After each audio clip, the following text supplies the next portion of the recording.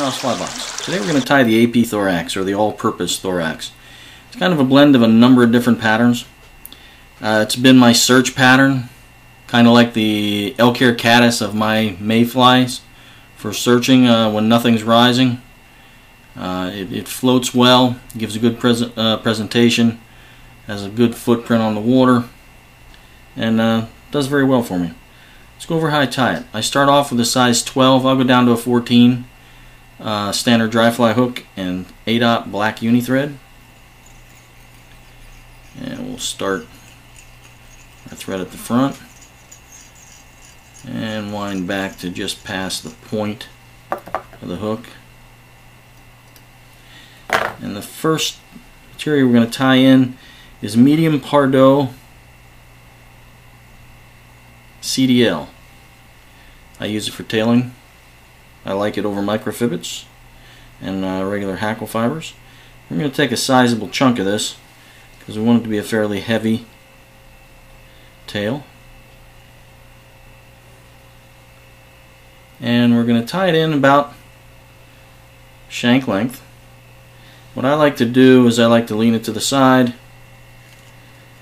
tie it in a little bit ahead, and then walk my thread back to where I want the tail to stop. Like I said, well, that way I get a better idea of length. I extended that a little bit too much.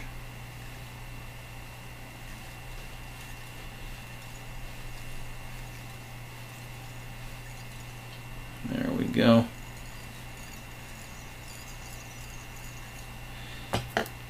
And there's our tail. And we're going to bring that up. It's about the halfway point. The next material we're going to tie in is our wing. The thorax is more of a post. I'm going to use a ringneck pheasant church key feather, or church window feather. And what I do is I separate it. If you go from the bottom, you can see where the black tips start. You want the black tips. So I'll sweep it back, all the fibers that don't have black tips. Then I'll sweep it down to see how far I got to go to get my length. I want my length to be sized for the wing. And that looks to be about right there. And then I'll clip off that centerpiece. And then take this section that has the black tips and sweep them together. Just sweep them forward. It's not going to be perfectly even. It's going to give you a mottled effect though.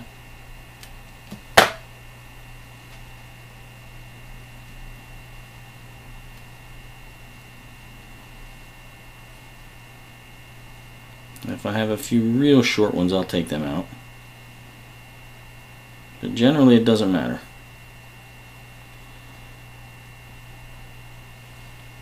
And I'm going to tie that and bring my thread up to about 2 eye lengths back from the front of the hook. I'm going to tie in my post the length that I want it.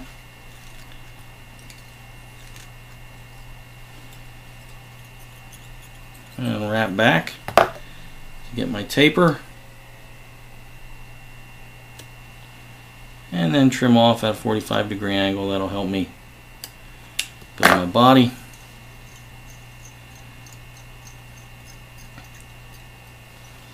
And then I'm going to take my wing and I'm going to post it. Pretty standard. A lot of people tie the wing in first. I like to do the tail on the thorax first. And that posts our wing. Next you're going to dub in your body.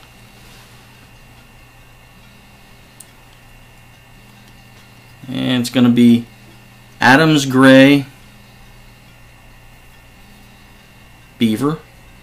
I like to use beaver for this pattern.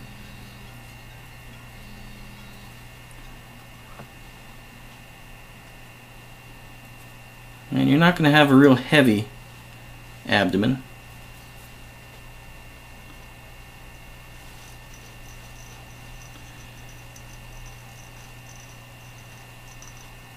And you're going to dub your abdomen forward, single layer. When you get to about the midway point, a little bit too much there for what I want to do, you're going to tie in your hackle. You can use Cree or a Cree substitute. Dark barred ginger is what I use. You're going to tie that in on the side, dry fly fashion. And then you're going to bring your dubbing forward. Need just a little bit more. Make sure you post your wing well.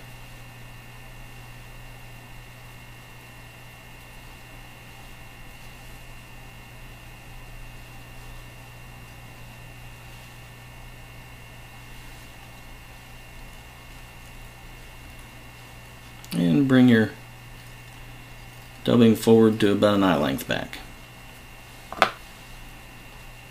And then you're going to palmer your hackle forward. You're going to come through your dubbing. I like to do 3 in the rear.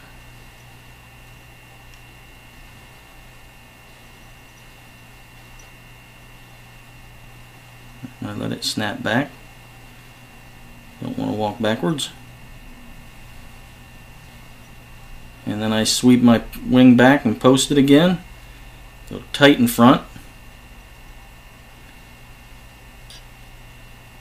And then bring at least 3 back to the front.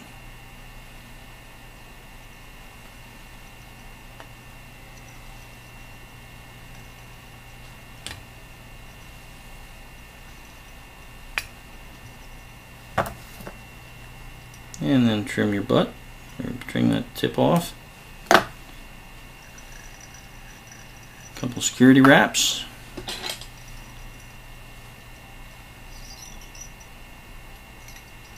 And whip finish.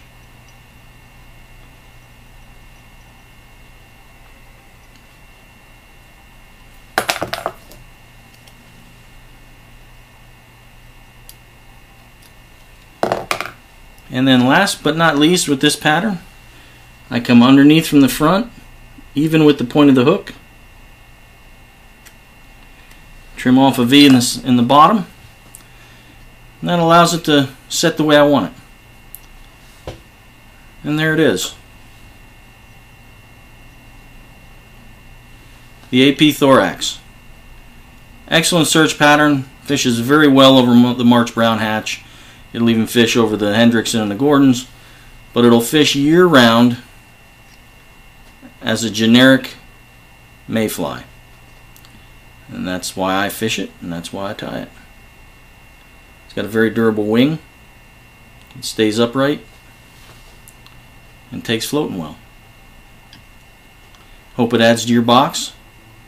Good luck. See you on the water.